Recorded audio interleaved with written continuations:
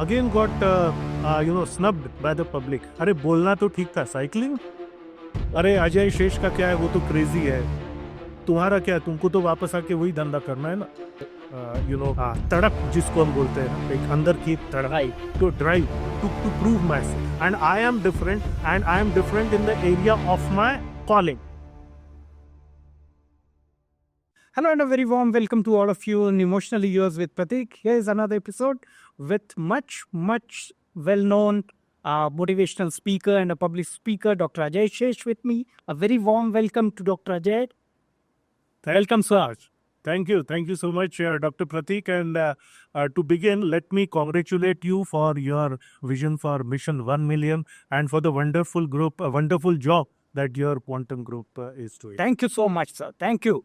So, those of you who are still not aware about Mission 1 Million, we in Quantum Foundation have a mission called Mission 1 Million. We're looking at 1 million emotionally literate Indians by 2035.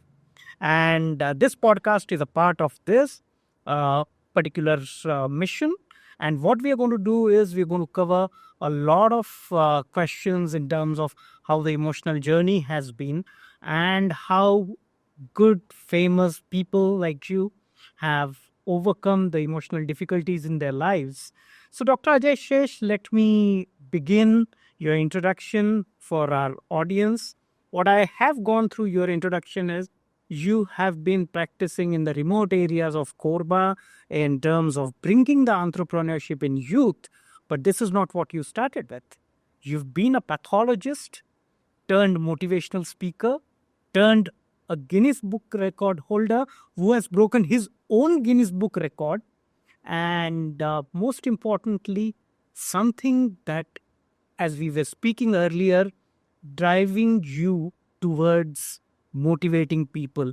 So in which blood report did you find that the motivation was lacking, sir? Being a pathologist, I'm sure you've studied so many slides and you suddenly found, अरे ये blood report में कम दिख रहा है motivation. Okay, that's a very funny way to put it. I lived in a small town of Korba for almost 50 years because my father used to live there. So, हुआ ये कि after I completed my medical education, and even before when I was in school, my mother, actually the credit goes to my mother. She used to always, encourage me for two things: reading books, and number two, going on the stage. And today, whatever I am, is because of those two things: the knowledge gained through books, and to be able to express the knowledge on the stage. So that thing was already there with me right since school days. After my medical education, when I came back, I used to get called to different colleges and schools to address the students, to answer their queries and other things. So my medical practice was going on, but at that time I realized that how when I sit in my clinic, I am able to deal with people who are in the minor stages of their life. When I deal with patients, people who are sick, I bring them to zero. But when I'm talking to students, when I'm talking to people, and when there is an audience in front of me, at a N block, at a mass level, I can, elevate the lives of the people. That's something which struck me. I also saw that people used to love what I'm talking to them and that my content was really good. Gradually, I realized that this was the calling of my life. But I continued my profession as a pathologist. And then there was a moment in life when I realized that yes, the work of the pathology can be completely automated. That is what I did. But my own, my own swatva, जिसको हम कहते हैं, which cannot be, automated or delegated, is something that I should use. And then gradually, I became a motivational speaker earlier, and then an inspirational speaker, and now I am a youth empowerment activist and a SME training entrepreneur as a business coach. So gradually these things happened. This didn't happen suddenly. This happened over a period of time, especially after I realized that this was the calling of my life. This was why universe had sent me to earth. And so this is what now I am doing. Gradually, I decided that if I live in a bigger place like Mumbai or Navi Mumbai, I can do more for smaller cities like Korba, and that is why I shifted. So this is in short the story and the reason why I shifted my focus from pathology to these areas. Even in pathology, I mean, when people graduate in the initial days, they're always lured by bigger places, make careers in big places, go to cities, hunt for employment, or start their businesses there because they see there's a huge exposure. Instead, you decided just the other way around. You went to Korba, which is one of the most, if I have to put it, and please pardon me for saying it, something which has not been so developed, something which has been where the basic infrastructure still is not in the right frame. And why did you choose, rather than good plush career as a pathologist, move to the cities and make fortune for yourself? Rather, what motivated you to go to Korba, which is supposed to be one of the most downtrodden areas in India? Okay, let me make two small corrections here. I didn't choose to go to Korba. My father used to live here, and he is also was a doctor, a general practitioner. So I just normally followed my father's footsteps and started my practice there. Secondly, Korba is lesser known, but because it's an industrial town, so it is well known in the industrial belts of India and the industrial circles of India. There are good schools and there is some good audience over there, but then again a small town has its own limitation. So what happened with me was that I started my medical career over there, and then because I had to travel a lot, and traveling from a small place even to the capital of Chhattisgarh used to be challenging. So gradually I decided to move out of that place. I still visit Purba because the pathology labs are there. So I decided to move out because I had outgrown that place. I wanted to get a bigger canvas of my work, wherein Korba will be a part of that canvas. See, like if you do something big in a place like Korba, the news doesn't even go to the capital of that city. Correct. But if you do something in Mumbai, it reaches everywhere in the world. Korba being a part of it. I realized that if I live in Mumbai, I can do more for Korba than living in Korba and this thing. So this is how it happened. Oh, fantastic. So, even the question came in because I am a small towner myself, okay, who moved to Pune around 24, 25 years back. Before that, I did my master's in Mumbai. And I realized that sometimes it's always said to meet yourself, you have to travel far. Oh, yes. And this is the way you've met your passion. This is the way you've met your calling. And as you rightly said, reading and speaking, public speaking, are the two assets eventually moved or helped you to write your book. Okay. The God proposes and man disposes. I'd like to understand a little bit about this multifaceted work that you do, and you call it as your calling. You a motivational speaker, you are a youth empowerment ambassador, you're a pathologist, you are a corporate coach, you are an author by yourself. So what really gets you to drive every day saying that this day is going to be better than the earlier one? I'm sure, like many of rich, successful, and well placed people, you also had your emotional moments of down, not feeling so great, but eventually you addressed this and moved into multiple areas. So, what makes you go, all over, create what you really want to? Okay, let me answer this question now. It's a very wide question. Let me answer it in two ways. Number one, as to multifaceted personality, people call. Let me tell you, and let this be very clear to everyone. Um, I am basically not working in a multifaceted way. My pathology lab is automated, and I do not have to. Pathology labs are automated, and I do not have to get involved in day to day work at this or day to day operations. Apart from that, I have only one vocation, and that is of being a youth empowerment activist, which includes, guiding young entrepreneurs. Okay. All other things are related to this main axis or nucleus. Being an author is to help in this. I'm not a professional author. Mm. Being, starting my podcast, or like being a public speaker, is, to support this particular nucleus, right? When I go and talk to students, this because I want them to, become entrepreneurs rather than job seekers. Again, this is to support this particular nucleus of being a youth empowerment activist. So I am, my other vocation, or non, my prime vocation is youth empowerment activist. That way I am a Sangeet Bhushan also, and sometimes I do some small Sangeet concerts also. Again, to motivate people, because some people, some youth get motivated by music. So all the other things which people call as multifaceted is to promote and support this one calling of my life, that is youth empowerment. So why particularly only youth empowerment? Where do you see that youth is still struggling with a lot of areas? Yeah. Or let me put it this way: if not struggling, Yeah. has not realized its own potential. Yes, So how do you help them? you both the words which you used are correct.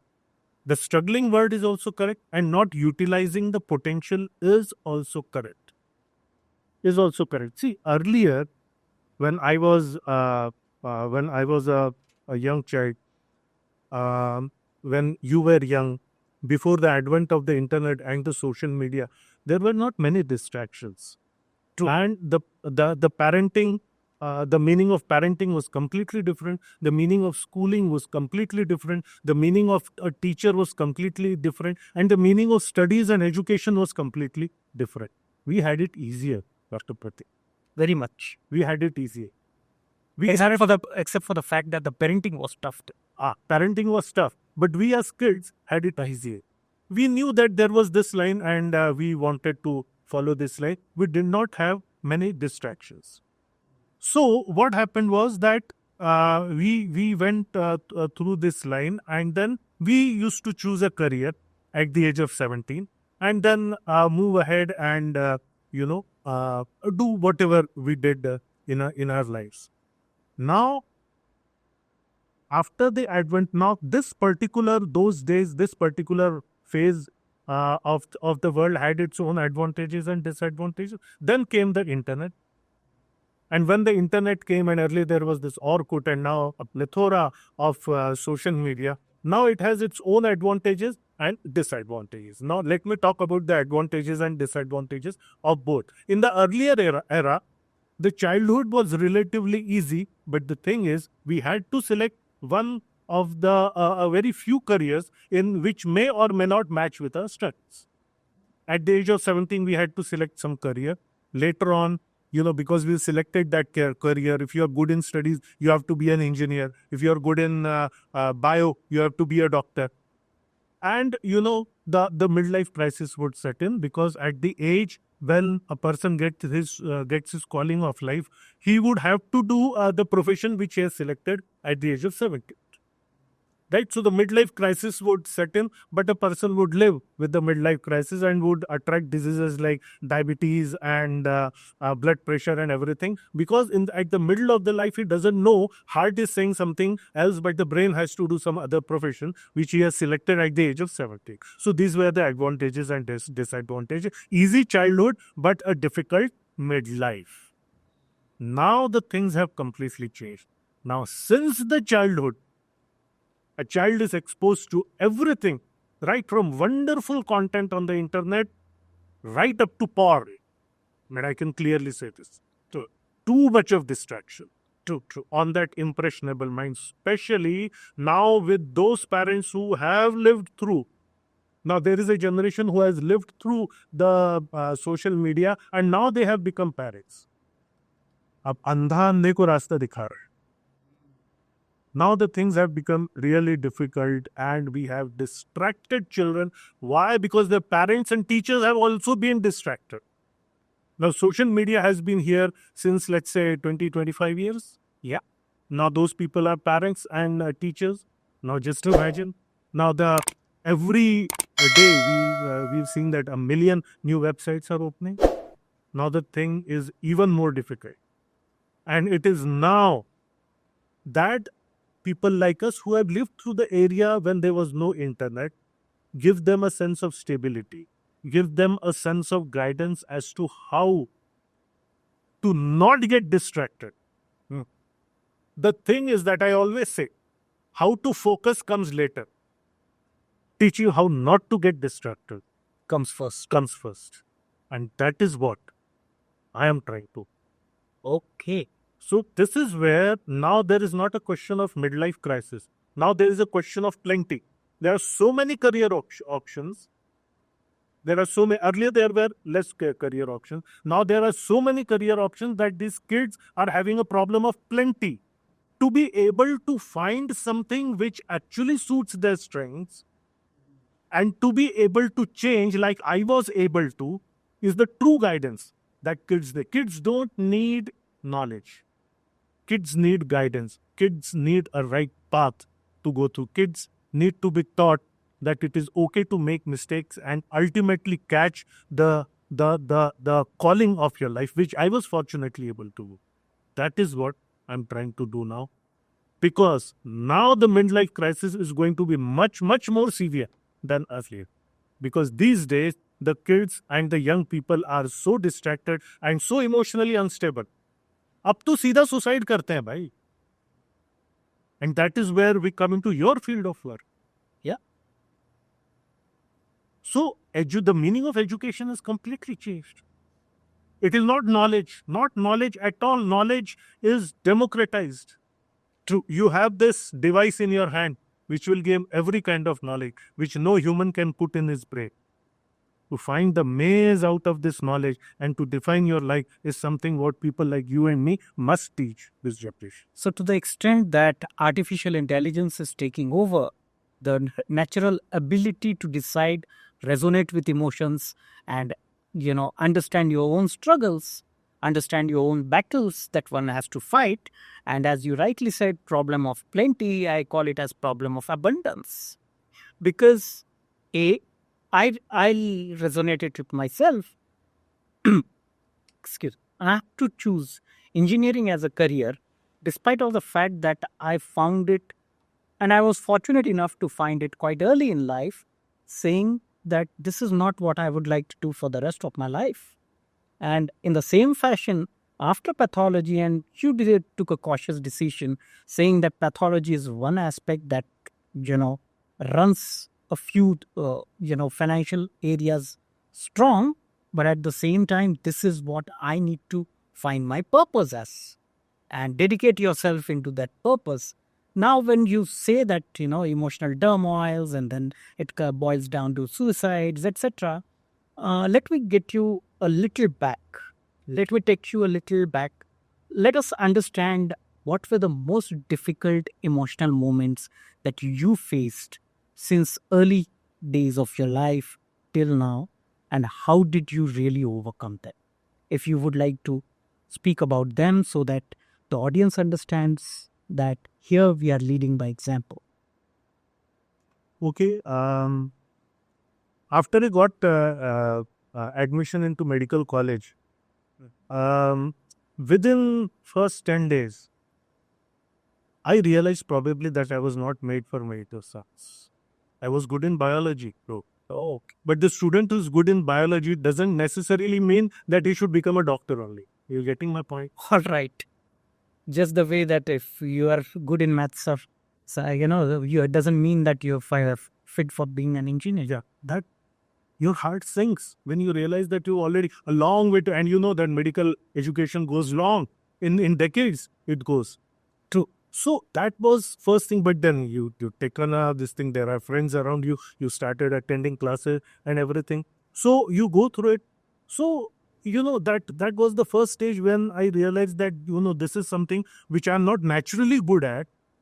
Universe has not sent me for this, but then I have to go through the grueling education of medical science. And then the usual setbacks which happen in every heartbreaks, for example, and other things, being rejected, being, thrown out of someone's life like that. So, all these things. But again, after I came into profession and I was successful in profession, the biggest struggle was when I realized, when the midlife crisis came into my life, that this is not something which I have come into this world for. The universe has sent me for something else. The word, when I say the word God, please do not relate it with any religion. I mean the universe. I use the word God in my book because that is the word which generally people relate to it. It has nothing to do with any religion. So God proposes, and that is why the usual statement is man proposes, God disposes. I say it backwards. God proposes something different for me. God proposes, and I've been given the strength, but I am not utilizing it. I've been given the strength of public speaking, but I am not utilizing it. Right? I've been given the strength of motivating youth, but I am not utilizing it. I've been given the strength of writing beautiful prose, but I am not utilizing it. It's like a bird trapped inside the leaves around, which is not able to bloom as a flower. No. The it is like a caterpillar which is trapped inside the cocoon, which is not able to become a butterfly. Apart from the professional struggles which everyone faces, this was the most difficult phase of my life, although externally it would not appear so to others. It is like an stomach ache inside, which only you can feel, but others cannot see. If there's a big ulcer here, others can see and understand your pain. But this is an internal pain with which others can't see, but I can understand. And here, the most painful part was the public scrutiny and the public criticism and the public judgments which I had to go through when I decided that I am going to pivot into other career. That was the most painful part. See, no matter how much you say, दूसरा का opinion मायने नहीं रखता, or to hell with what others say, to hell with what my chacha is saying, or even my parents are saying. The societal pressure. The societal pressure, no matter how much you say, it does affect you. It does affect you, at least in the initial state. Till you made it big in the, now it doesn't matter, but that time it mattered. There was self-doubt. मैं ठीक कर रहा हूँ कि नहीं कर रहा हूँ, because मैं लीक से हट करके कहीं फंस जा रहा हूँ. That was the biggest struggle of my life. And that is where this thing about Guinness came into my life. I'm sure you have another question planned for Guinness, so we'll go into that time. But the most painful part was to prove to the world that my life's calling is something different, and to prove myself good there and to be able to do something good for the world in that field was the most painful part of my life. And then, of course, then now how to do it? Now I have to monetize it also. I have to, so a series of struggles related to that, because I have to monetize it also. I have to earn good money out of it also, because passion doesn't feed your tummy. So to monetize it also. So what I would say is that, like, again, coming back to the original question, that what was the most painful part? The most painful part was, coming out of that cocoon, coming out of that comfort zone, coming out of that well, and leaping outside and seeing the outside world, and proving to the earlier world who were so judgmental that my decision was right, and that every person should follow the passion, and that every person should be able to follow the calling of his or her life through my own example. Earlier, I used to give example of different people. I would give example of, big wigs. But the question would be, Arey, tune kya kiya? What have you done, Ajay? To finding my own example to be able to teach people, and to be able to do things so that I can give my own example, and not just Sachin Tendulkar and Lata Mangeshkar, was the biggest, the painful, and I'll not call it painful, was the most challenging part of my life. Walking the talk. Walking it. Yes. Perfect. So I understand that, walking the talk, again, digesting the judgments, when they mattered the most, the peer pressure, the societal pressure. At some part of your life, they've been instrumental in terms of the various decisions that you've made. They were viewed from different lenses, and they were viewed from different angles. I always say that most of the time we feel that we're making decisions, but the fact is, decisions make us work. And this is what you've really proven over the period of time. Now, let me come to the very fact that, Guinness Book of World Record, what is this record all about? I would like to understand a little bit about it, and also what made you to go for, some area where you are challenging yourself. That's the real question. What made you go for it? Guinness record is one thing. You create a record, it will be, I broke someone's record, someone will break my record, and it goes out. Now the thing is, what goes behind? What is the context behind it? One thing I want to tell to all the viewers of this wonderful podcast is that always remember in life that the context is more important than the content. The context. The context is more important than the content. And I'm very glad that you did not ask, how did you make a Guinness record? You asked me about the context. What made you go for the Guinness record? Now And challenge yourself. and challenge myself. Now that is the more important question. So let me get to it.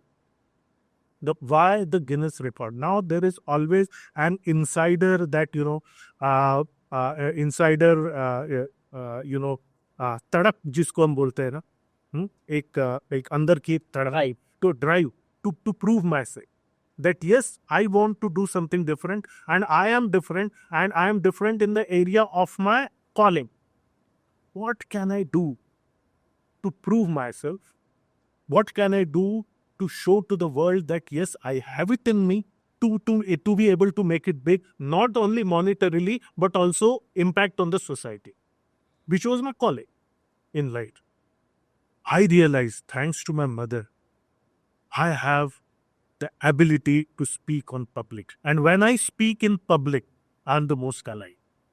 Because it directly matches with the calling in with my life. That energizes you. Exactly. That energizes me. I'm most alive on stage. Like in the BTS I was speaking, you saw, I was most alive. I don't need script. I don't need anything else. Because that is what universe has sent me for. The natural inbuilt skill. Exactly. So why not utilize it to create something which no human has been able to do so far? And that was a Guinness World Record. And the record is? And the record was, I made 2 records. My earlier record was 48 hours and 39 minutes of non-stop speech. Non-stop speech? No, 48 hours. Dr. Pratik, we need to do another podcast on Guinness record. Of course we will.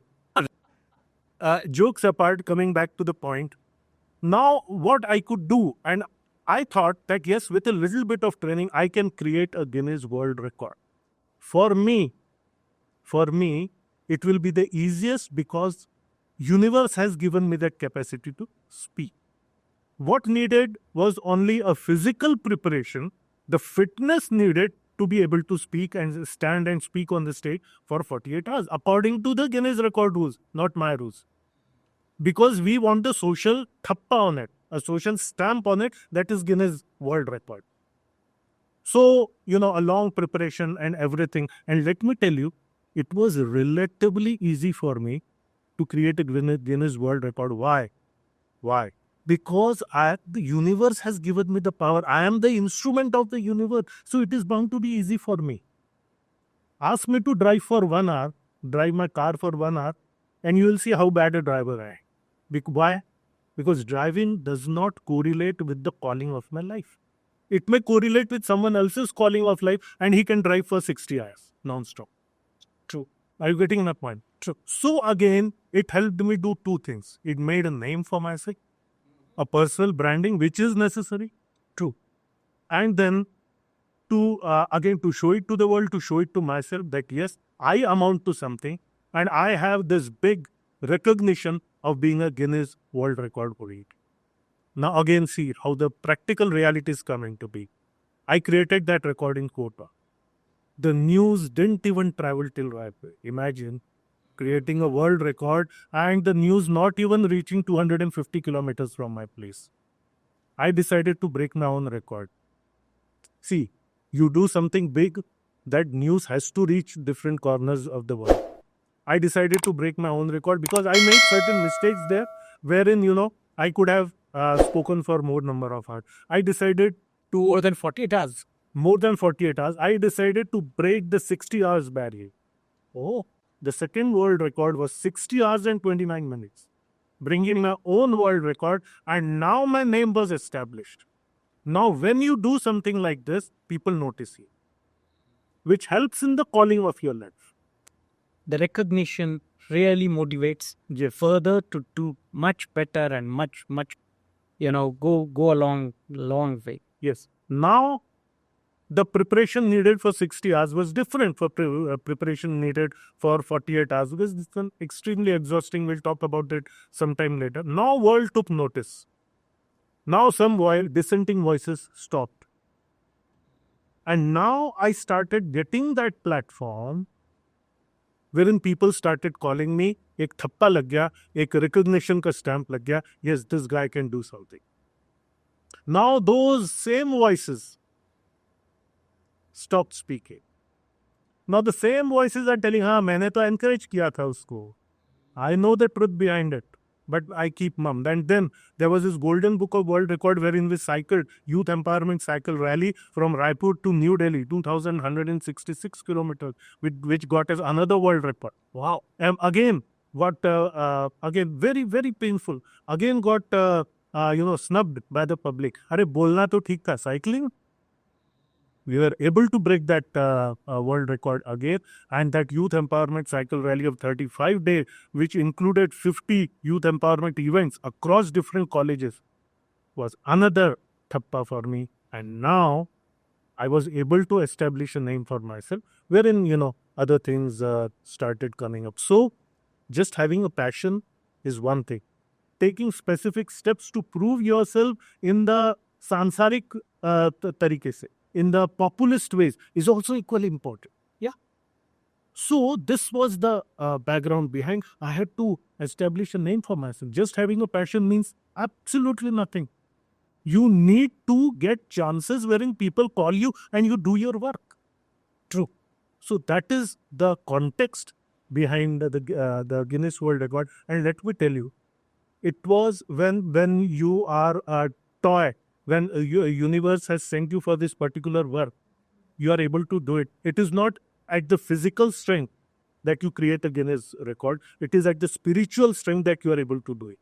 If I ask you to stand for 10 hours, don't sit, don't lie down, you or anyone else, not particularly you, won't be able to stand for 10 hours. You keep looking at the watch. So why? Because there is no purpose behind standing there. But when there is a strong purpose, you can speak for 60 hours and give a Guinness and create a Guinness World Record.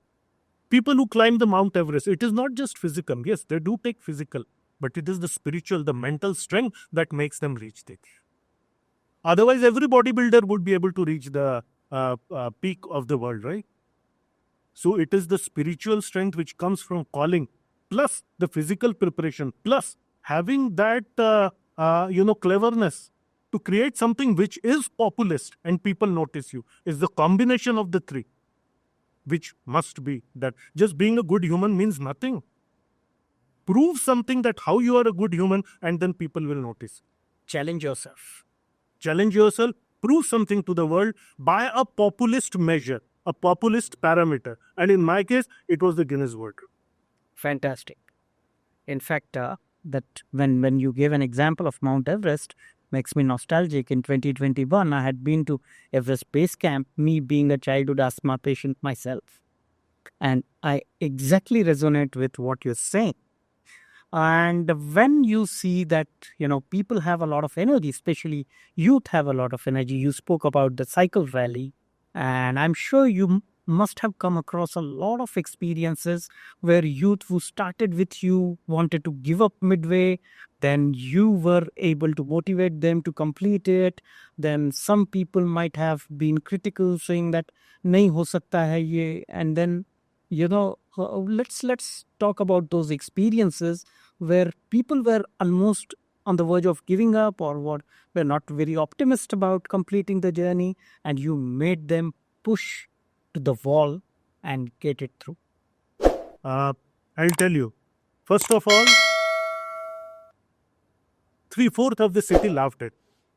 अरे doctor पागल हो गए, stage पे खड़े होके बोलना तो ठीक था, अभी साइकिल चला के जाएगा, using some unparliamentary words, and they wanted us to fail. People wanted us. See, the thing is, see, look at the unfortunate mindset of the people. They will not do anything much. But if someone is doing something different, they want that to fail so that their mediocrity is validated. Are you getting that point? Okay. See, I'm not doing anything, but you are doing something.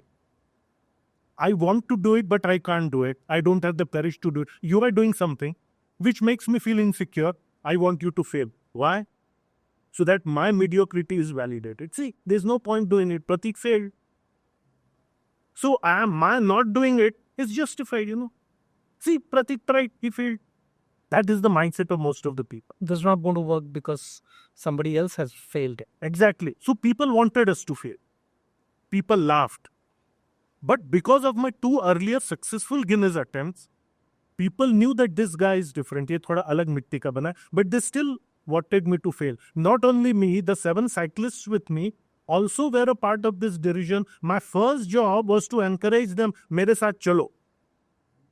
Being the leader of those guys. अब मैं कौन सा 20 बार दिल्ली गया हूँ cycle चला के, मेरे लिए भी तो फर्स्ट टाइम है ना. I can imagine how tough it would have been. So to lead a pack of people where you also don't have the prior experience. All of us are going together, but I am the leader. It's first time for me also. So to get those 7 people who agreed to come with me, why? Because I had those earlier Guinness events. I know कि ये तो करवा लेगा अंकुर. But again the whole town. Then someone said, अरे ये नागपुर के आगे नहीं जाने वाले ये लोग. When we went, अच्छा चले गए, okay. Then अगला पड़ा, when we passed Hoshangabad, now people said these guys will do it. Because Ajay Shesh is leading them. Again, is this because of my physical ability? Yes, partly. But it is the calling of my life to do something for the youth of this country.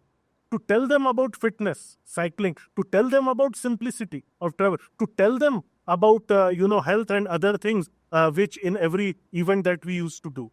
That was pulling us towards that.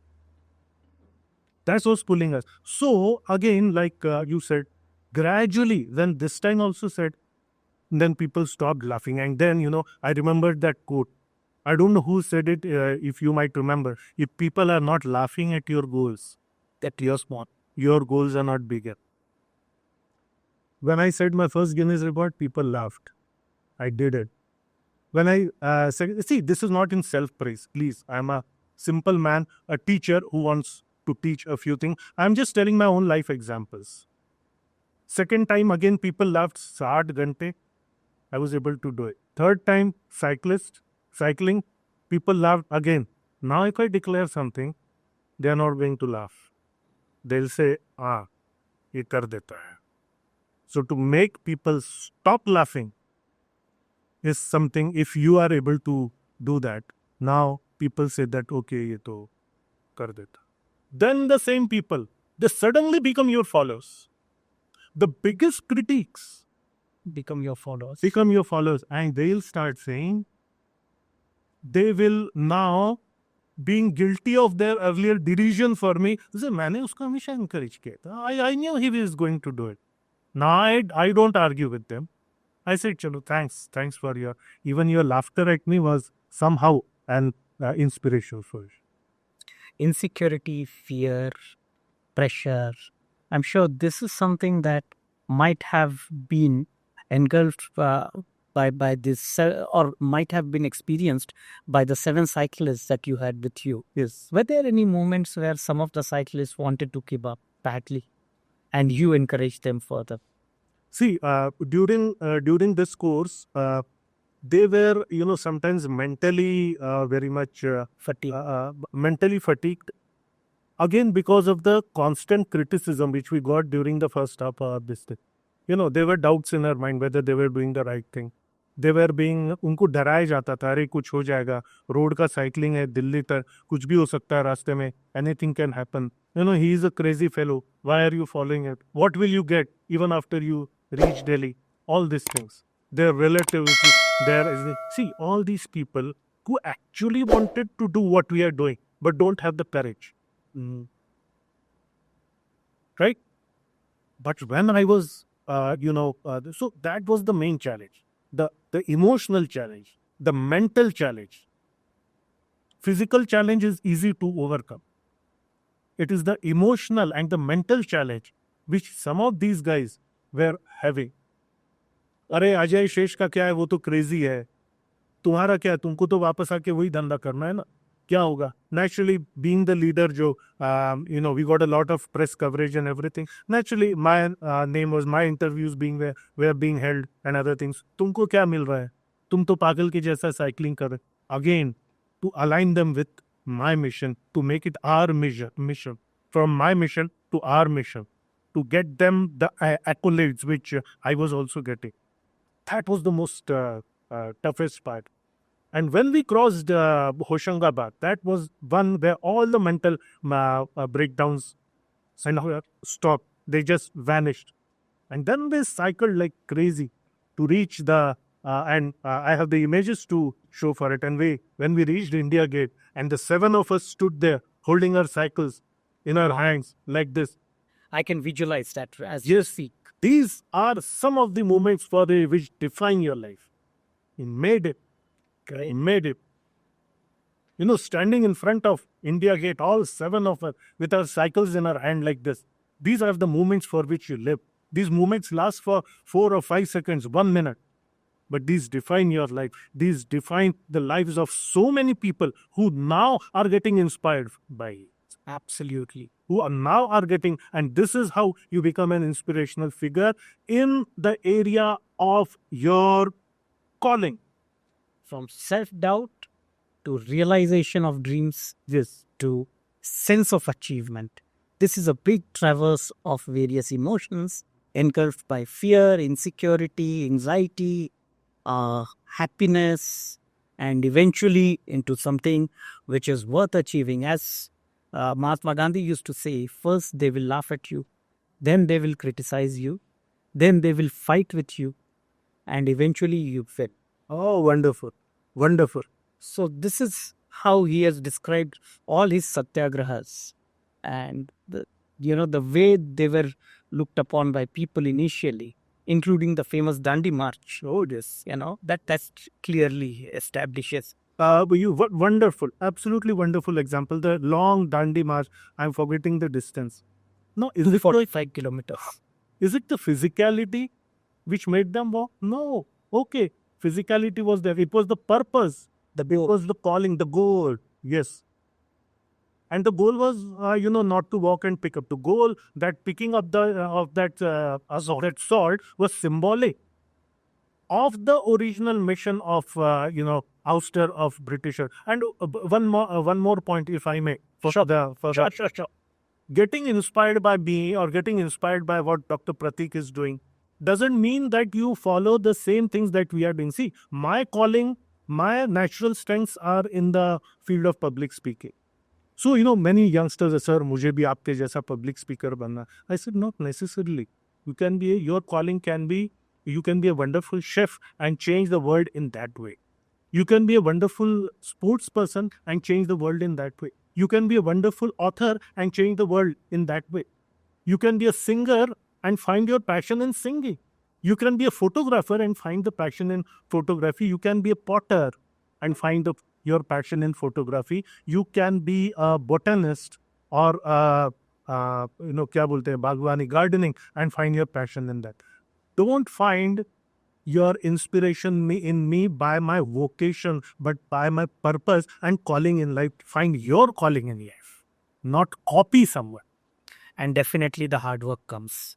And the hard work comes behind it. The execution. Yes. See, the hard work comes naturally when you are in your passion.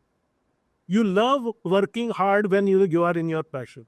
Does Sachin Tendulkar have to use his willpower to go for practice? No, he just loves it because batting is for what universe sent him. Universe sent him for batting. He doesn't have to use his willpower for going for batting practice. He waits for batting practice. Yeah. So willpower is an overstated thing. You have to use your willpower for something for which you are not built. वहाँ willpower use करना पड़ता. Extrinsic motivation is is required at that moment. So for Lata Mangeshkar going for a practice, she doesn't need. She loves singing. Universe has sent her for singing, so she waits for practice session. She doesn't have to use willpower. You use willpower to go against what your heart or mind is saying. So willpower is something. So all this practice, everything, what I need to do comes Naturally, because naturally. that is the drive that gets you in. Exactly. Having to use willpower means something is a mess. And probably that's not the right purpose for which you are doing that. Exactly. Not doing something without willpower coming into place. Perfect. Is something. So please understand the meaning of willpower. If you are not having to use your willpower, I believe that means you are in the right profession. Passion. You do not have to use willpower for if someone is a passionate driver, उसको क्या willpower use करना पड़े? He just waits for the time कि मैं कब गाड़ी लेके निकल. Absolutely. So willpower, I remember a quote by Narendra Modi, and I'm not a political person. This has nothing to do with any political thing. Someone asked him कि आप इतना काम करते हैं, आप थक नहीं जाते? He said no. And that time he was the chief minister, not the prime minister. And I'll remember this statement for the rest of my life. He said no.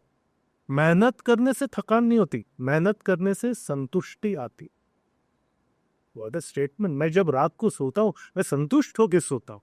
Out of a sense of satisfaction. थकान कहाँ होती है? जब जो मुझे करने का मन नहीं है और वो मुझे करना पड़ता है because of worldly or peer pressure, वहाँ थकान होती है. True. So from peer pressure to self-doubt to criticism to passion, we spoke about n number of emotions, while your main purpose, youth empowerment, gets you there. What is the road ahead that you see for yourself? That's a wonderful question. Now, earlier I used to do it all alone, funding it myself. Now we have diversified in two ways because we do need funds. I cannot siphon off all money from my own I cannot embezzle my diagnostic company to fund all these things. My family also needs money. So now we are. Now you asked a very important question, because no matter how much of passion you have, no matter how much of your spiritual energy you are using, one thing is very important, that monetization is a must. Is a must. So there are three things. Number one is creation of a model, then demonstration of the model, and number three, monetization. Fantastic. Now this is something which is very important, the practical aspect of your passion. So I'll again tell the 3 points. Number one is creation of a model. Number two, demonstration of that model. Number three, so that people pay you money for it. Monetization aspect. So now, ये सब भी तो करना है ना. Guinness record में तो हमारा ही अमाउंट लग गया. By the way, Guinness record when you make, you don't get huge amounts of money. ये एक मैं misconception लोगों का दूर कर देता हूँ. You just create, and it's a global it's a global recognition. It's a global recognition that you have, nirvivad, uncontested. So now I have to monetize it. Now we run a company, an edutech company by the name Life Champions Ecosystem, which is an entrepreneur training, which is a completely commercial in and out, where we do the coaching and guiding Indian Hindi-speaking SME entrepreneur. That is a very niche set of entrepreneurs, a very niche area that we work on. So that is our commercial aspect. Number two, we have an NGO, a Section 8 company, an audited NGO, It's not a society, it's not a trust. It's a Section 8 company completely audited by the name of Ajay Bharat Pratak. We are getting good amounts of donations for Ajay Bharat Pratak because of what I speak, because of what all things we've been able to do for the youth. Again, like I said, you have to monetize it. And to monetize it, you should have a body of work behind you so that people know that, yes, I can trust these people with my money. People to be, yeah, really. You should have a body of work behind you so that people trust you with their money. And that is why, everything now makes sense. These Guinness records and everything, and Cycle Yatra and everything, because now I have a body of work behind me, so that now I can clearly say, okay, this all will be done hundredfold if you donate us. Something which you are not able to do, we'll be able to do. You have to do the most easiest thing, that is to pay us much. Fantastic. So now Ajay Bharat Prakalp accepts donations. We put in our own fund there also, our CSR fund into it. We are getting good amount of donations. And now, as your question was, what ahead is, our members all over the country will be running different youth empowerment events, and uh, uh, teaching people about blood donation camps, and so many other things. Again, a point of another discussion, so that Ajay Bharat Prakalp will one day. We are also introducing Indian spirituality, not religious, Indian spirituality into it, so that the new generation about which we were talking are grounded in Indian spirituality, and thus go ahead. So that is, we want to become a huge organization. That is the vision, with that much amount of financial backing also. Something like an Art of Living, something like Sadhguru's organization, something like a Gayatri Parivar. I'm not comparing myself, we are going to be different, but I'm telling you the body of the scale of, exactly, the scale of operations that we are going to have. And may God bless us with good health and intention, and people's strength to be able to do. On that note, I will say tathastu. Thank you, sir. Inshallah. Thanks. So it indeed will come through with the amount of passion that you have and the single-minded focus with which you have set out for this journey. Here, it was wonderful talking to you, and thanks for sharing all the emotional aspects, from self-doubt to fear to insecurity to criticism to validation to sense of achievement to happiness to satisfaction to tenderness, every emotion that we experienced. We wish you a very, very best for all your future. And on that note, I sign it off. Thank you so much, Dr. Ajay Shesh, for being here. And before we end, as per our tradition, we have got 2 mugs with us. We will be gifting you 1 mug, which would be signed by me, and you will be countersigning 1 more mug, and we will carry it with us as a memento of this particular podcast. It was wonderful talking to you. Thank you so much. Thank you for having me here. Can we have the mugs, please?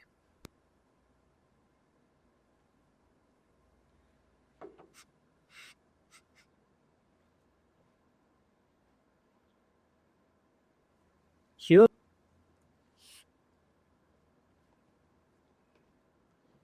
And this one, you will countersign and give it to us, please.